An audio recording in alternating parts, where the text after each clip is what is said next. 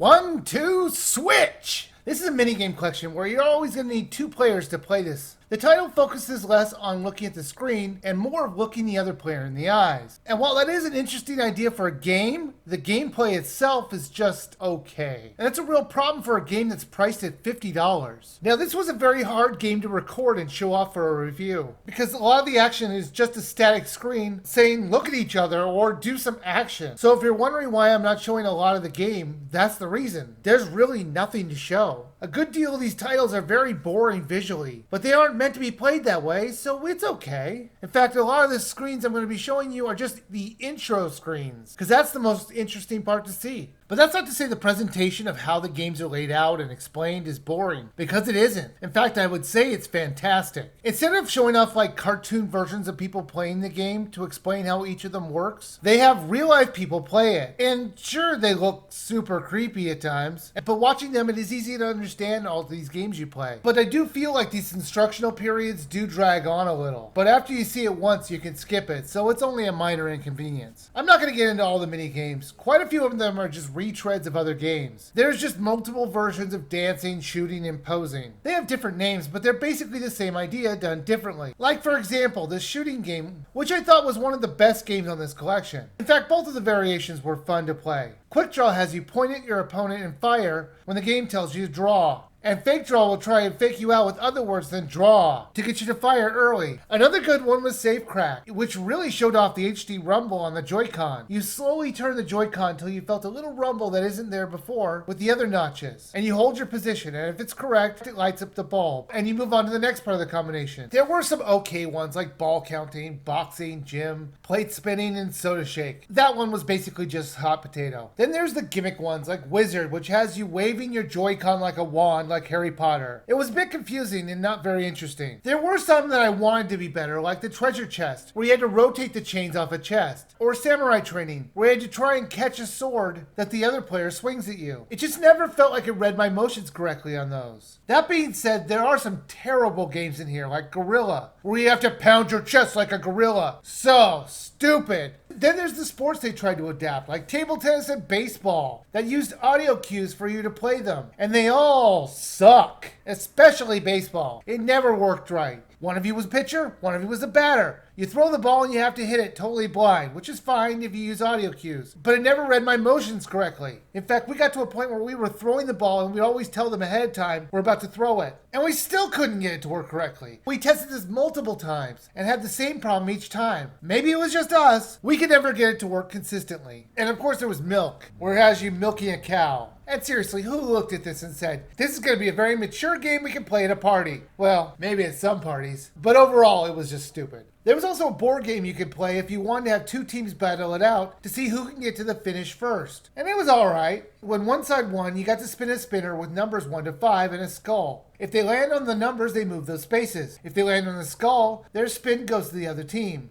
1-2 Switch was okay at best. It felt like it was created to show off the Joy-Cons during a board meeting. This is the type of game that you feel should be packed in when you buy the system, as there just really isn't much to it. But it does show off the potential of the system. And that's really what they should have done, pack this game in. Just think if everyone who bought the Switch had this game. They could take it to parties and show it off. Right now, no one's gonna buy this because it's just too much for too little. So I say you should wait until it really comes down on sale. Maybe $20. And honestly, that's even pushing it.